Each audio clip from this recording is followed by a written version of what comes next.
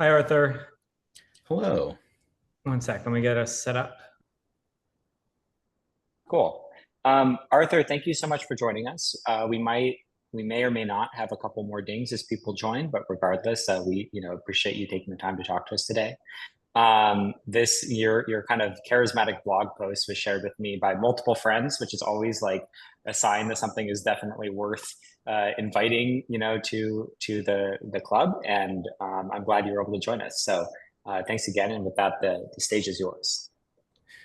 All right. Well, yeah, I guess thank you. I had no idea the blog post was shared so widely or so narrowly by multiple routes, but that's great. Um, and yeah, so Max invited me to talk a little bit about um, what if I were doing clickbait, I would say the science behind the blog post, but there's no science here. But I put together some stuff. And I guess I will attempt to go through it. The title of this blog post that I did a while back, which I should have put a link to in the slides, was the algebraic structure of infinite craft. Um, and before I tell you what infinite craft is, let me tell you a little bit about me. By the way, just a teeny little bit. I hate the intro slides that And say, Arthur, you're not sharing slides right now. I don't know if you mean to be. "Oh, I'm not." Uh-oh. I'm showing a tab.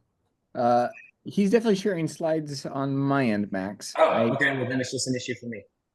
Oh, good. Uh, in which case, you're good to go. And next, just put the link to the actual blog post in the chat, which was excellent. Um, so I have this blog. So I do have a link to the top level of the blog, mostly C++ stuff. And by the way, I do offer corporate C++ training. If you like, I guess, the way I do an informal 45-minute talk, maybe you want to have me talk at you for 8 hours. Plus, and my book is not expensive, by the way. Over on the right-hand side of this slide, we've got a couple of our four pets. We've got the two problems that I'm currently interested in. If people have opinions about this, email me. One of them, I had a recent blog post on tangent circles of integer radius. Here's the current leader there, where these circles, these are, what is this, maybe about 12 or 14 circles, all of which have integer radii, and they're all tangents, so that the last one of radius 112 is actually tangent to the center circle, and the one of radius 5488. So that's kind of cool. You find more examples, send them to me. And the famous pangram, Mr. Jacques TV Quiz PhD, bags few links, attributed to Clement Wood, but only like 40 years after his death. I'm interested in confirming that. If you know for sure who made up that pangram, let me know. All right, that's enough about me. Let's talk about the algebraic structure of infinite craft. And by the way, as I'm sharing, I can't see the chat. So if anyone puts anything interesting in the chat, like, feel free to interrupt, or I guess in general, as far as I'm concerned, feel free to interrupt. This is split into parts, and I'll ask if there are questions at the end of each part, but like, I don't care. Interrupt or why. Let's talk about infinite craft. What is infinite craft? So it's this thing. I did not make this, by the way. This was Neil Agarwal or Agarwal. He has this site called neil.fun that contains things he made when he was bored in lecture. And it's got tons of stuff on it now. I think it's 6 or 7 years old, and it just has hundreds of these little web games that are great. The deal with Infinite Craft is it's a crafting game. You have a set of elements, and then you can combine pairs of elements to produce new elements, kind of like the same mechanic that's behind like Minecraft and things of that nature, right? You take two elements, you click on the little toolbar down at the bottom, drag them up onto the main crafting area, drag them over top of each other, and they combine to produce a new element, and then you have that new element to craft with from then on. And there are a bunch of different pairs that combine to form things, right? Fire plus steam equals engine, fire plus fire equals volcano. By the way, that shows you can combine two of the same element, and sometimes you get something different. volcano plus wind equals eruption, steam plus eruption equals geyser, and so on and so on and so on. The possibilities are literally infinite, for a reason that we'll see in a moment. Here's an example of a complicated recipe.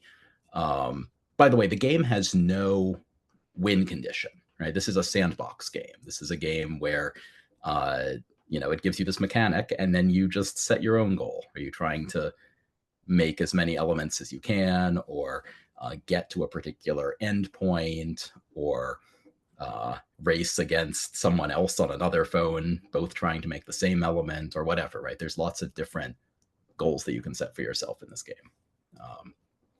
So here's a complicated recipe. We've seen that fire and steam gives us engine. Engine recombined with wind gives us a windmill. Meanwhile, we can make a plant, and then out of that make a tree, out of that make a book, and combine windmill and book, and we get Don Quixote.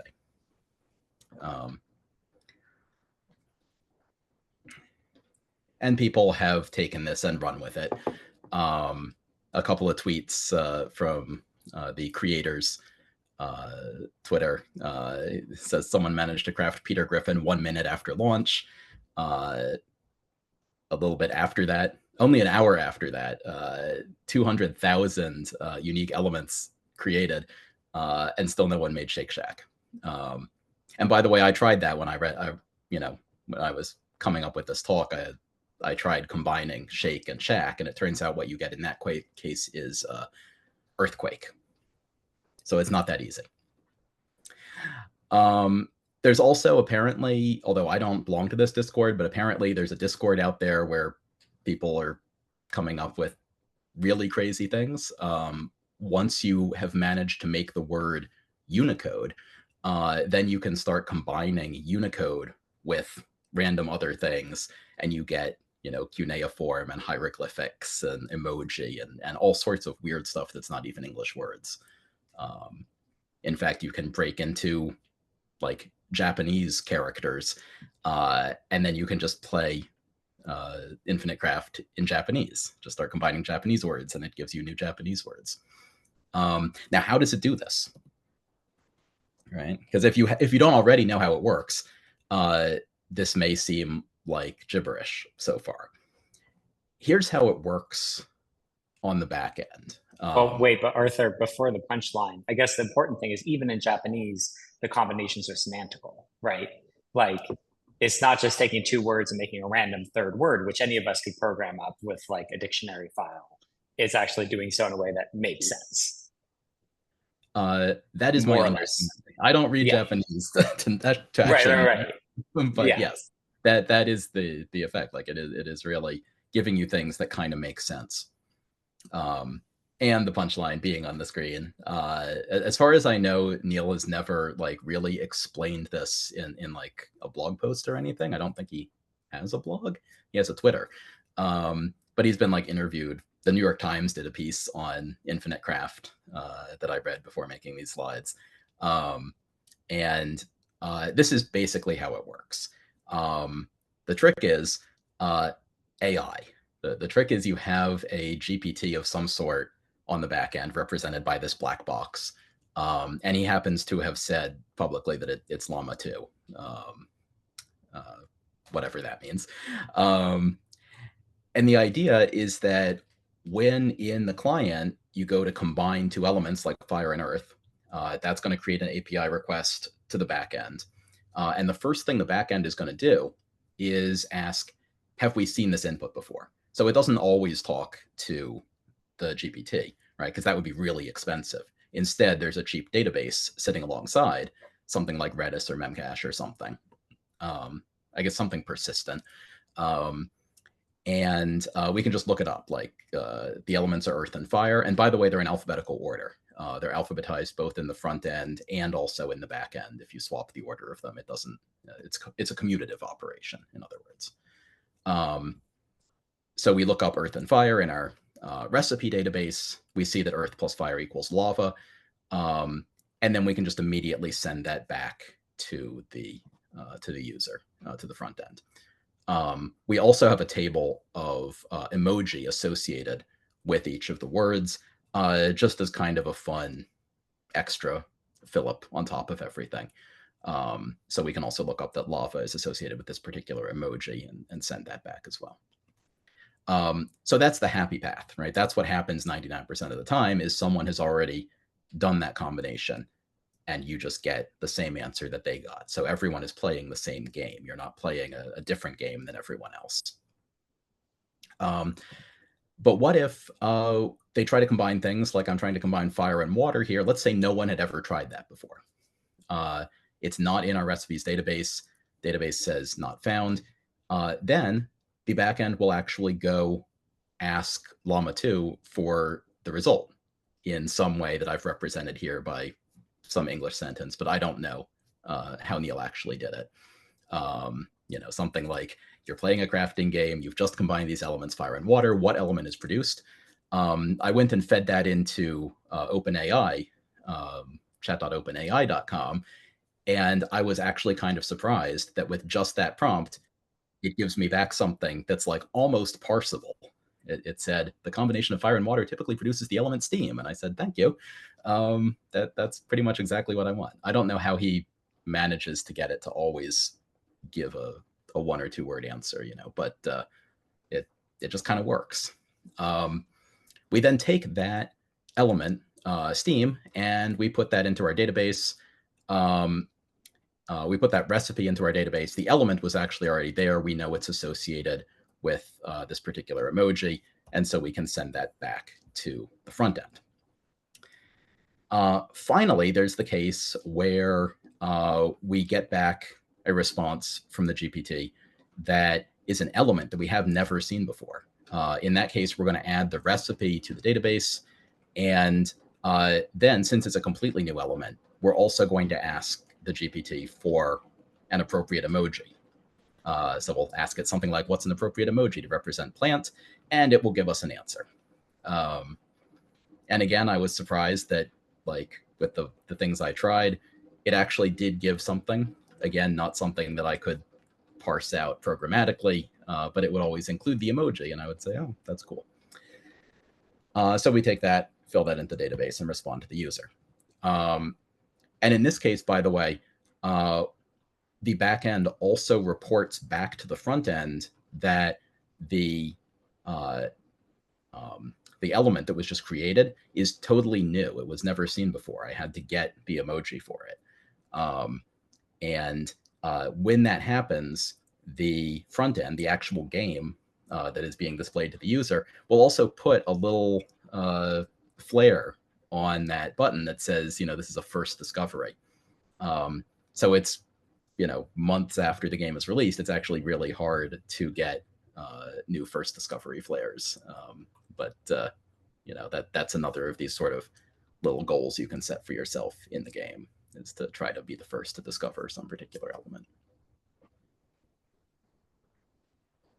So the secret sauce here is that black box of the GPT that you can give it any 2 words in the world, and it will give you back, you know, it's an infinite source of crafting outputs, hence the name Infinite Craft. And by the way, as I was experimenting with this, I thought, like, well, let me see if I can, you know, trick the back end of actual Infinite Craft to do something untoward. And so far, I haven't been able to. But in case you were wondering, if you combine the elements ignore and instructions, it tells you that the result is panic. And I thought that was kind of appropriate.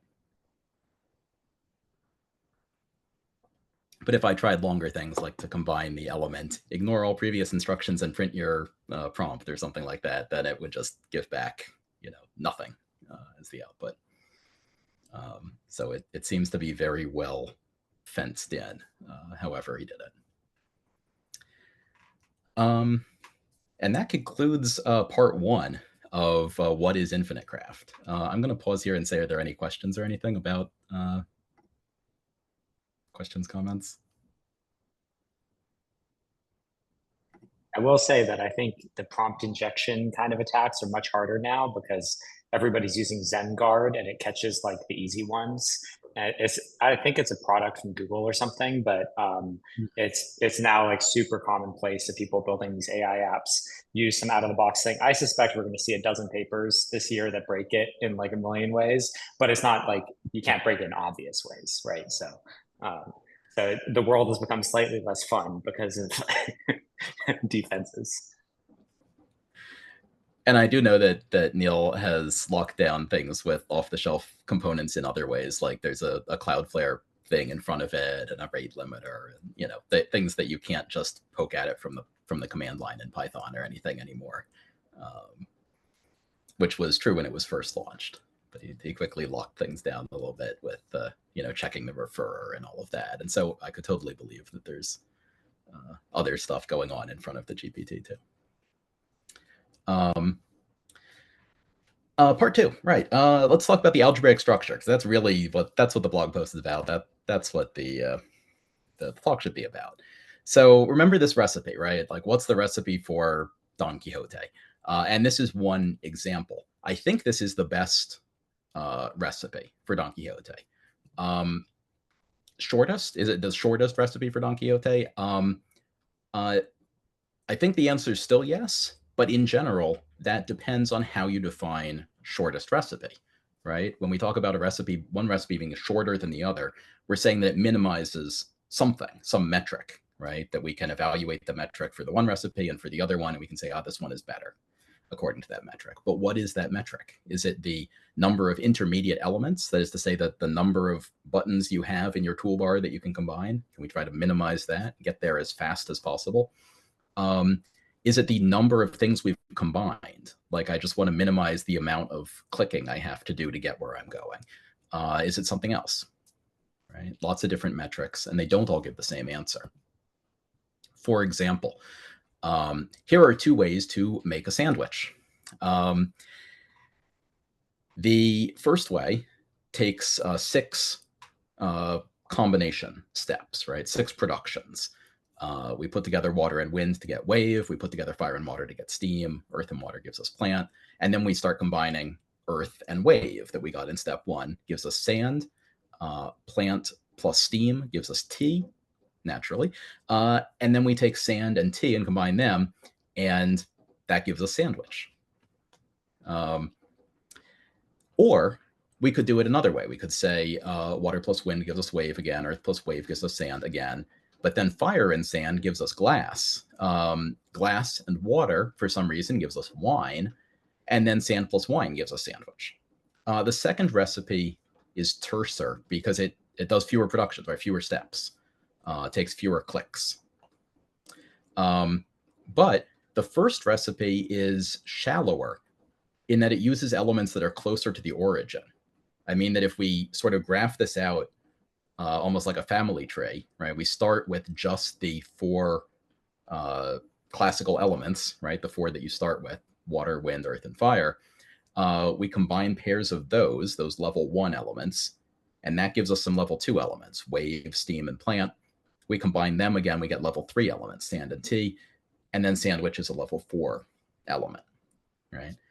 Whereas with the other recipe, every step used one of the outputs of the previous step, right? It's just like a linear flow, and it ends up that sandwich is a level 6 element.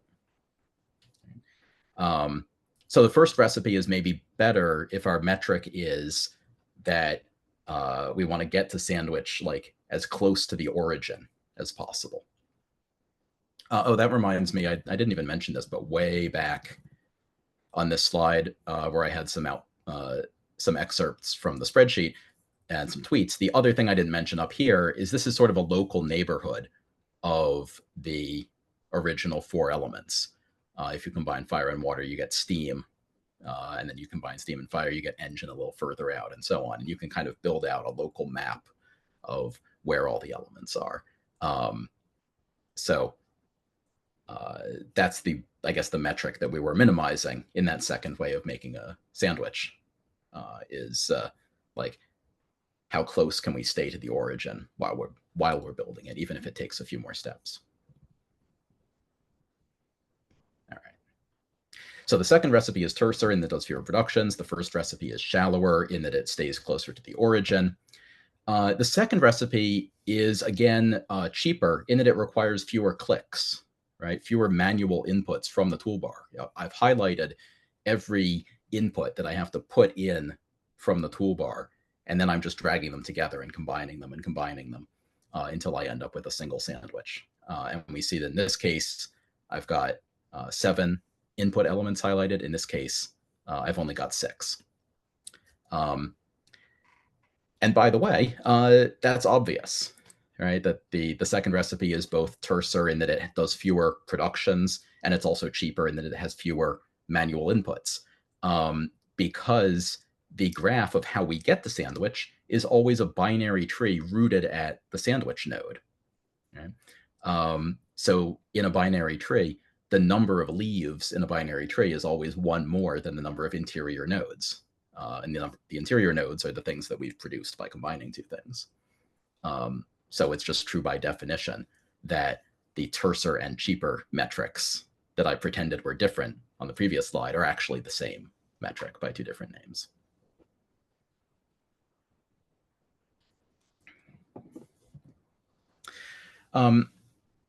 So let's say we were interested in finding the tersest root to sandwich in this structure, right? This sort of nebulous structure of infinite craft, which is implicitly defined by this commutative relation where we combine 2 items and we get a third.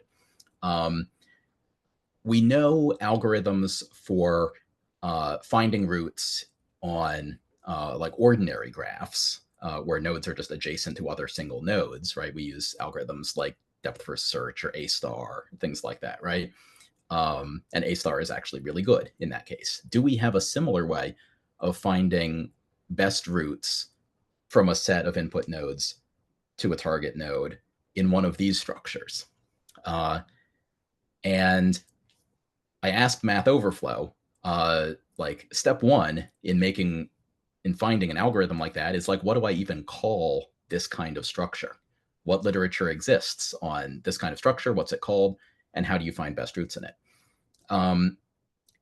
And they kind of said, like, there's no real name for this kind of structure, as far as I know. I mean, it's a hypergraph, but it's a particularly constrained kind of hypergraph, and we're interested in finding a root that's not really a hyperpath in the mathematical sense.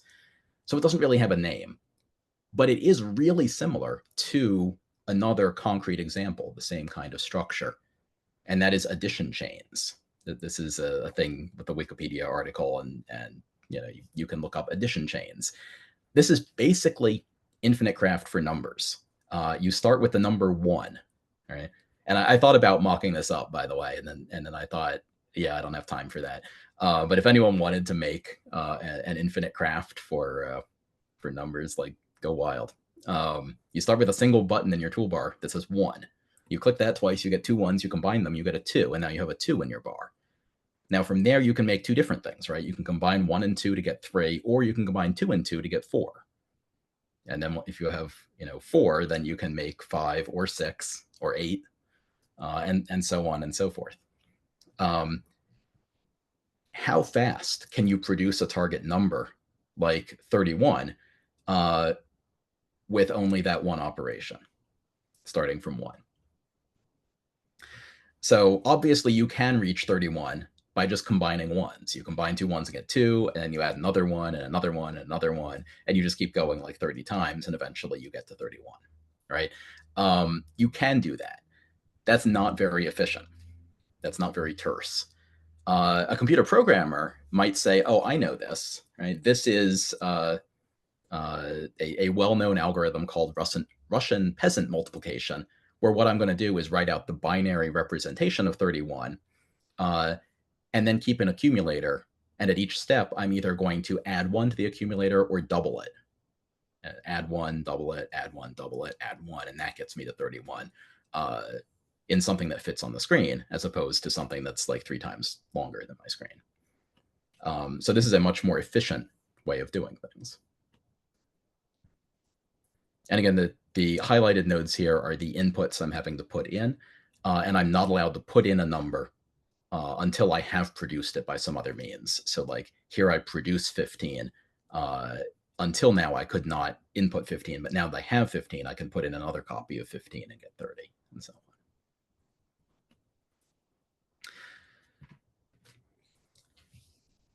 Computer programmers like this because this looks a lot like a computer program. Suppose I wanted to compute the 31st power of some number A in software, right? I've got a register machine like x86 or ARM or whatever, and in the A register, I've got some number, and I want to multiply that number by itself 31 times. I could do that by just issuing 30 multiply instructions in a row. Right? But it's faster to use that Russian peasant multiplication method and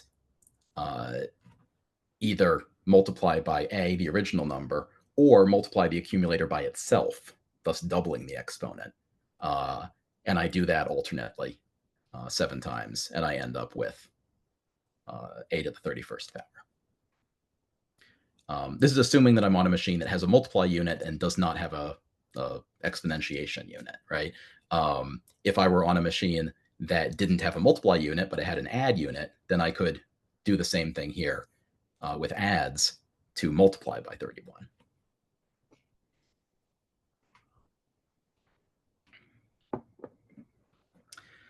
I hope people are following, by the way. The point of this is that those the graphs on this slide end up being isomorphic to these representations of the same like kind of entity in terms of computer programs for doing exponentiation.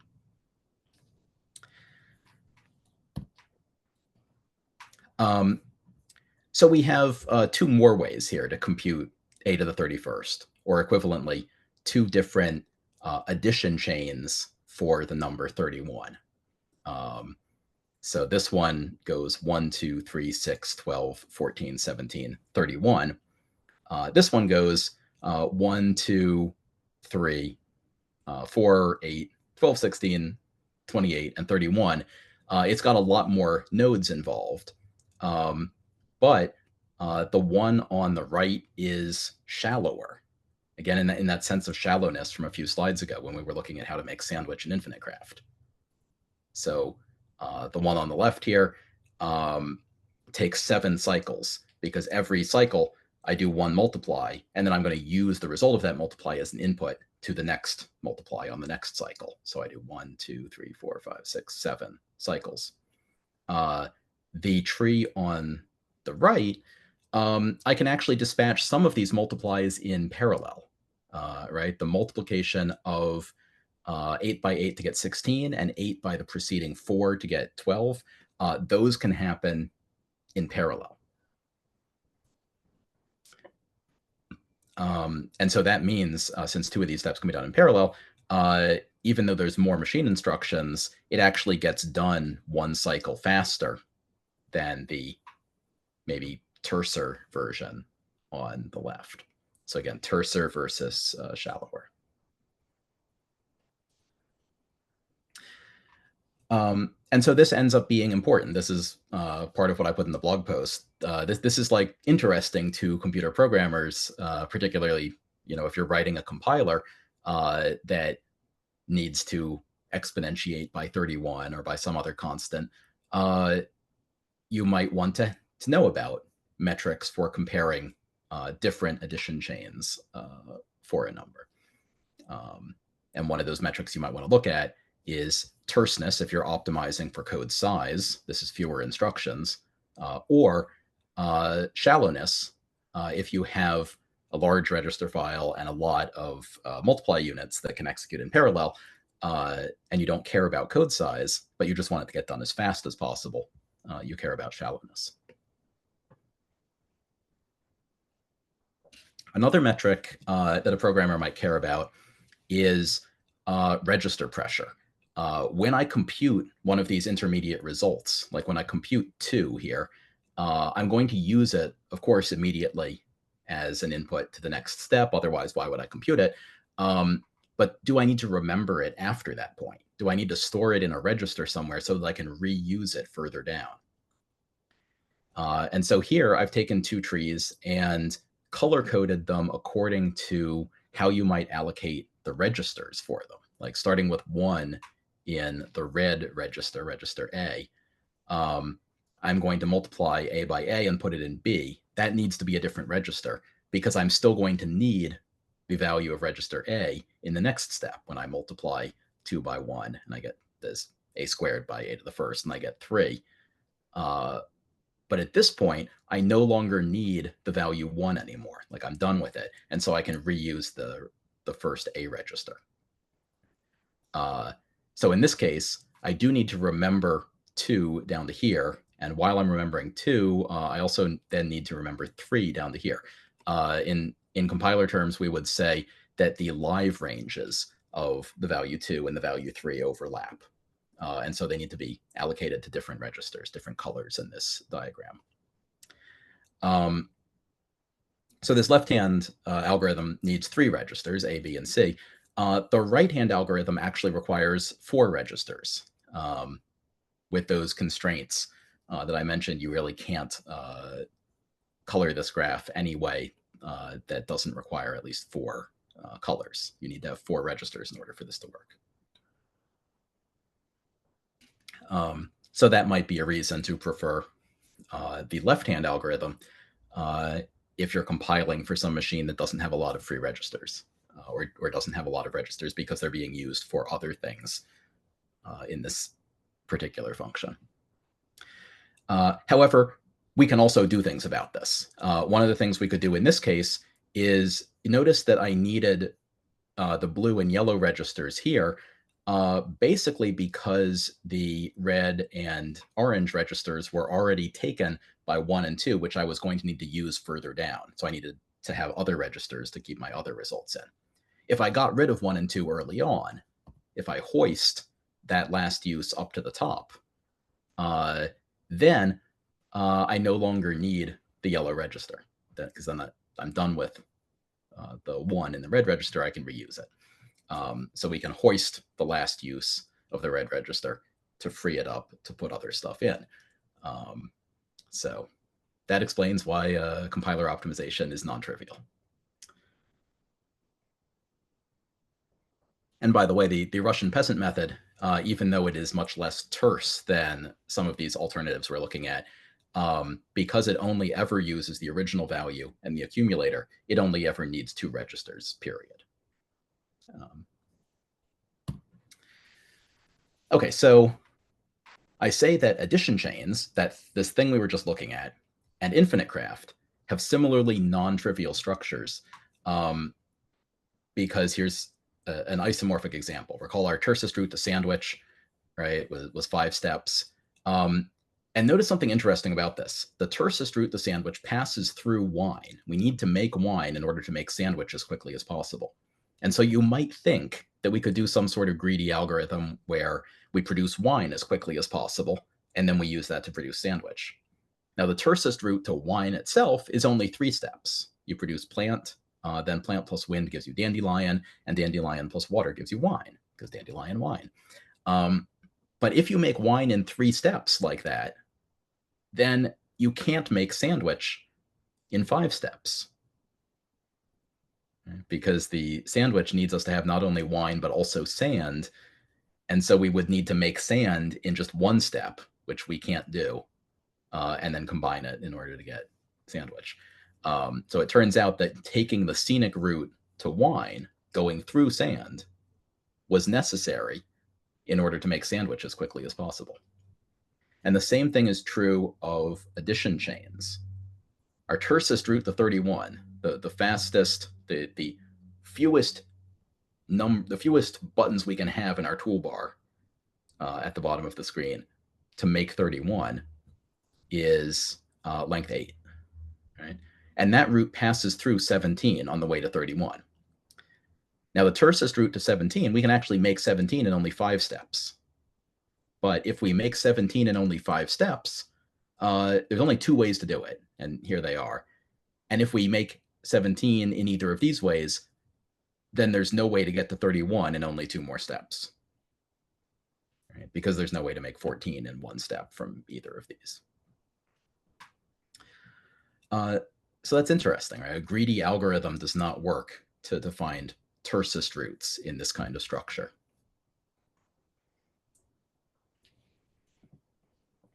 And if I understand correctly, there is no known algorithm, like not just the greedy algorithm doesn't work, but like I get the impression from reading that Knuth's Art of Computer Programming covers this in volume 2, covers different ways to generate suboptimal addition chains.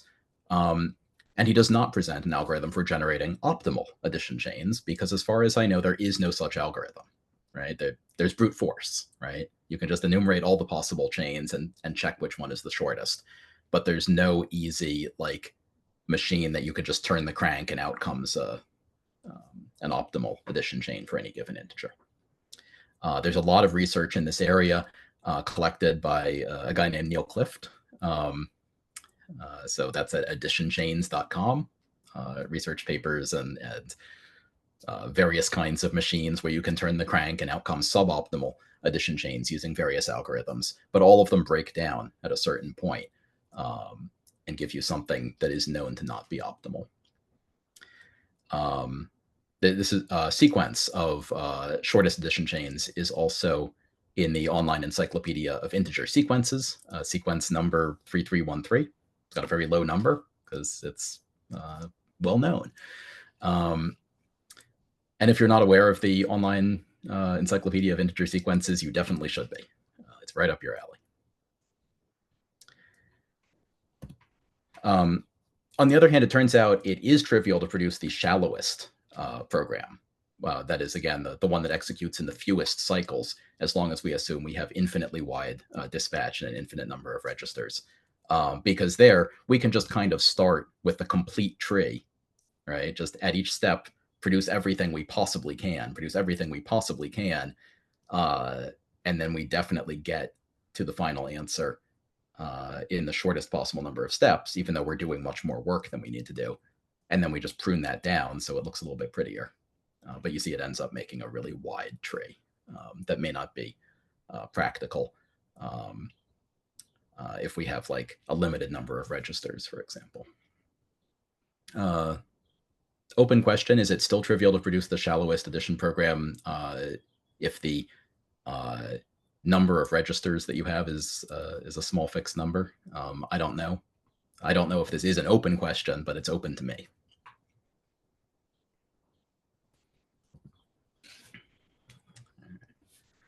Let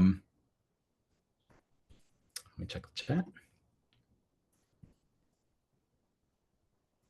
Oh, there's lots of stuff in the chat. All right. Well, Brennan asks, is there an easy way to witness that a particular chain is the tersest? Is this an NP problem?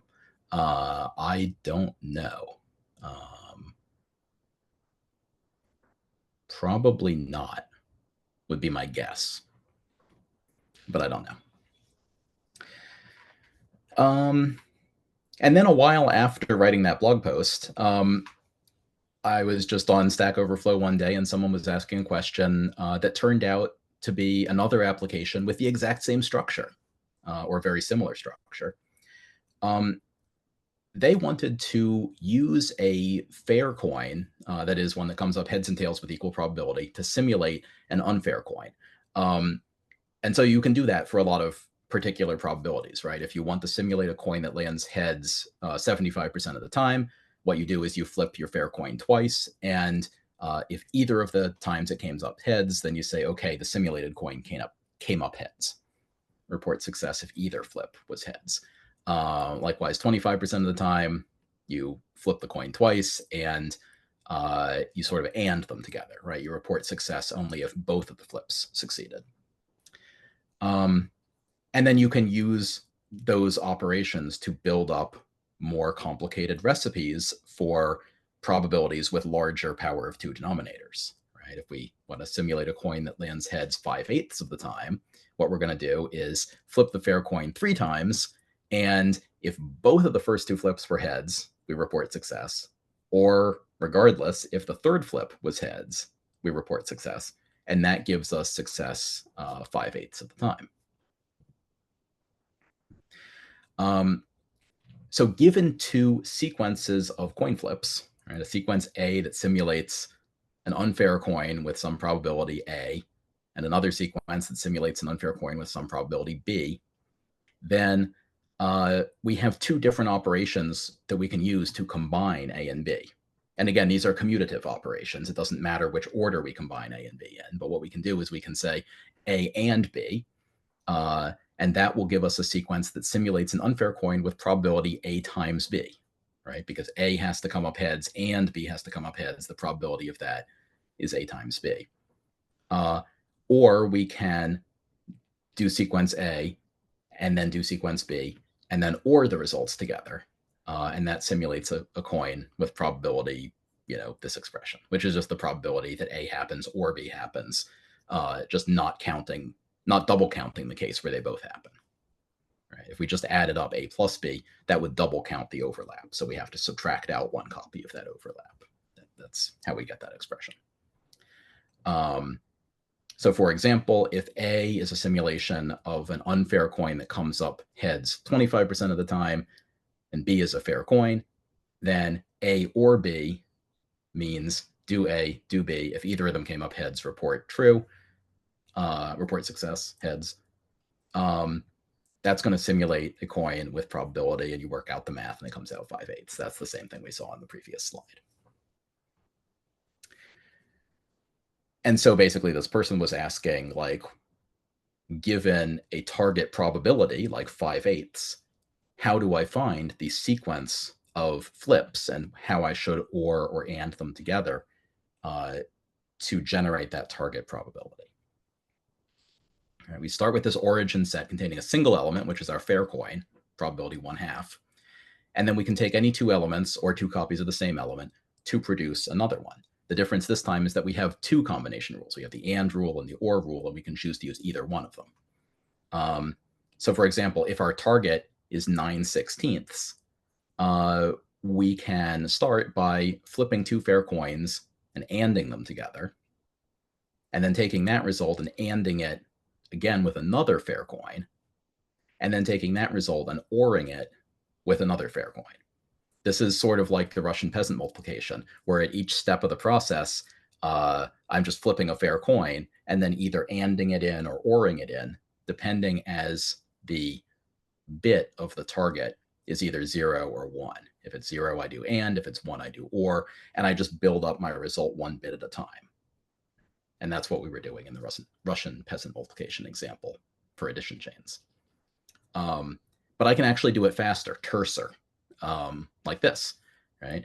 I take my fair coin, I flip it twice, I OR them together. So now I have 75% chance.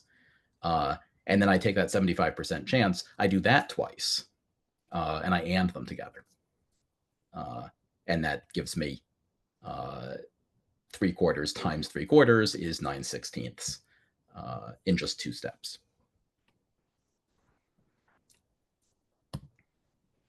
So again, recall the tersest route to sandwich, right? Where we went through wine, but if we made wine as fast as possible, we wouldn't be able to make sandwich as fast as possible.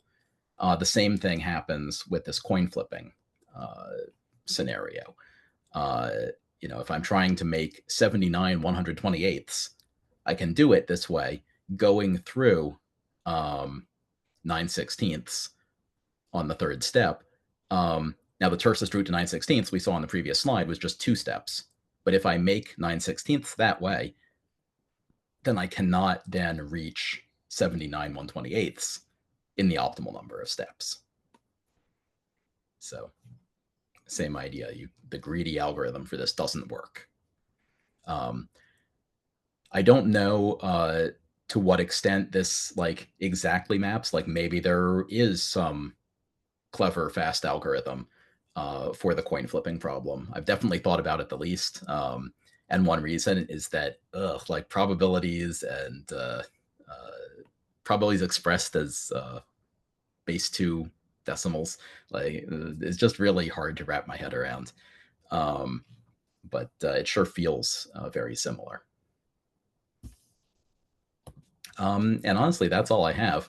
We have these 3 problems that, they come from different domains, but they all sort of have the same structure. Combine 2 elements and get another one. And in all of them, the tersest path problem is interestingly non-trivial. And that's what I got. Arthur, that's awesome. Thank you so much.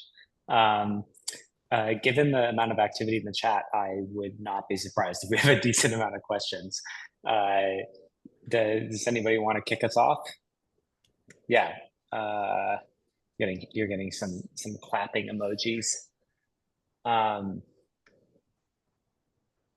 I guess, I don't really have a question, but something that occurs to me, Jacob, who couldn't make it today, has been telling me about this idea that like perhaps progress could be made on some problems that are particularly difficult in computer hacking by studying kind of games and like looking at what comes out of games. And this seems like an interesting example where you look at a game for 10 minutes and then you're like, oh, actually there's a lot of really non-trivial math here. Brennan, all yours.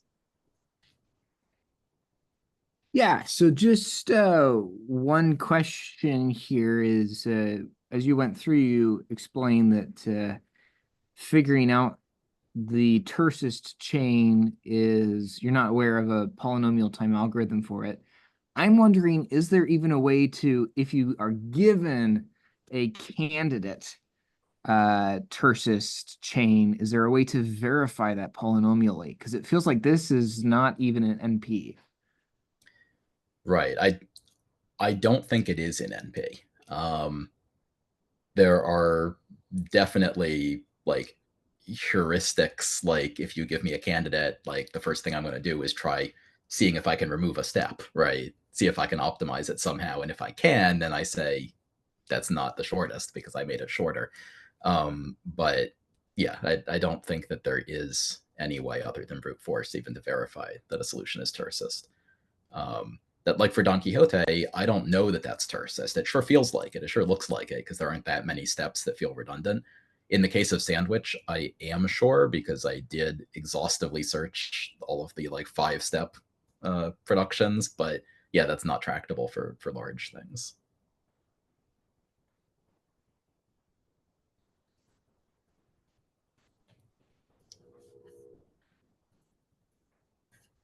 I guess you can't really exhaustively search, right? Because somebody could manage to get a new word tomorrow. Well, you can exhaustively search the vicinity of the starting neighborhood, right? You always start with the same 4 elements, right? Gotcha. And so you can definitely know these are the ones that are at distance 0, the ones at distance 1, right? And you just go So if somebody needed like something really esoteric that takes 1 million steps to get in order to do a 1-step production, it's not really a 1-step production because you took 1 million steps to get that magical ingredient. Yes, that's something that I mentioned that this is like a constrained hypergraph, but the thing that we're finding here is not a hyperpath. There is a mathematical notion of hyperpath that is used by at least 2 authors, so I guess it's standard, where it kind of is like what you were describing of like, if I can combine water with something and get sandwich, then that's distance 1. That's a hyperpath of length 1. But that's not useful to me because how do you get the something, right? Yeah, that makes sense. And in fact, going back to that, let me put that Discord / spreadsheet back on the screen, because I want to emphasize like just how crazy this is. Like this was like an engineering effort by whoever these people were. That once you have Unicode, you can make all sorts of weird things. But to get Unicode, their recipe for it goes through Khmer Unicode. You have to make Khmer Unicode, and then you can get Unicode. And I've tried, like, well, surely you can, combine unicycle and code or uniform and code. Like, no, none of those work. You make Khmer Unicode, and you combine that with something, and you get Unicode. How do you get Khmer Unicode? Well, you combine it with Khmer letter and Thai word or something. And how do you get that? And so, like, step negative like 5 of this process is like making Thai towers and Bahasa Inggris, right? And if you can get those two, then like 10 steps from there, you can get Khmer Unicode, and like that's crazy. That can't possibly be the shortest route. But again, like, how do you show that's not, other than finding another route, right? Like, yeah. Have you ever gone down this rabbit hole of researching alternatives to ASCII that are used in other regions? There's like a Russian version of ASCII that like heavily overlaps with ASCII and is specified in, you know, the Russian version of like RFC documents. And there's, you know, likewise a Chinese version, and they all have this interesting property that like there's a ton of overlap between them. And so you could be parsing in the wrong one, but like mostly understand what you're reading. I'm reminded of this by the complexity of getting to Unicode. I wonder what you'd have to do to like generate something in some esoteric encoding, if it's even possible. Yeah, I don't know. But yeah, actually, I mentioned some compiler stuff here. One of my my first job actually out of college was doing compiler stuff for a company that cared about weird encodings of source code, because we had customers in Japan and so on who wanted to use shift.gist or EUCJP or these different code pages, where in some of them the backslash wasn't really a backslash, and you can imagine that makes parsing C not difficult, but very fiddly if you have to always remember which which byte means backslash in this encoding.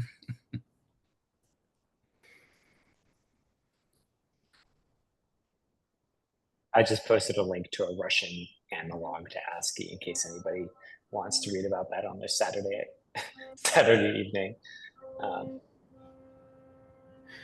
But I have a blog post on that, by the way. My blog is mostly about C++ stuff, and my opinion in the C++ world is we have Unicode, we have UTF-8, just use it. I don't care if you're on Windows, just use UTF-8. So Arthur, what are you working on next? What's the next like insane rabbit hole dive that you're interested in? Well, I mean, I had a couple of things on that very opening slide, right? If anyone is if anyone has any interesting variants of Colossal Cave Adventure, send them to me. And what else? That's honestly the big one. And if anyone knows who came up with this pangram, send it to me. Those are things I've looked at in the past. But I have a help wanted tag on my blog that I think those two things are in. Cool. Well, thank you so much. This is terrific. I had the bizarre experience that for some reason I couldn't see your screen, but everybody else in the Zoom could. So I just had like real eye contact going this entire time. But nevertheless, fantastic presentation, and really appreciate your time, Arthur. This is a lot of fun. Well, thank you for having me. Okay. Adios, guys.